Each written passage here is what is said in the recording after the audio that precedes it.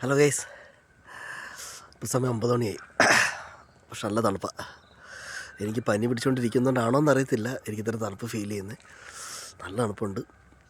ഇതുപോലെ വയനാട്ടിലൊക്കെ പോയതുപോലുണ്ട്. നമ്മുടെ ഇവിടെ ഇങ്ങനെ എനിക്ക് തോന്നുന്നു ഈ വർഷം തോന്നുന്നു ഇങ്ങനെ തണുപ്പ്, ഇത്രത്തോളം തണുപ്പ് ഉണ്ടാവാറില്ലെന്ന് എൻ്റെ ഒരു ഓർമ്മ. ഭയങ്കര തണുപ്പാണ്.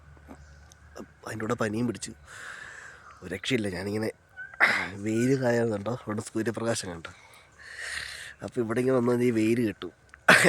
2 മിനിറ്റ് ആ വെയിൽ കായ വെച്ചിട്ട് വെയിലത്തേക്ക് മാറിയതാ. ഈ രക്ഷയില്ല എന്ന് പറഞ്ഞാൽ രക്ഷയില്ല.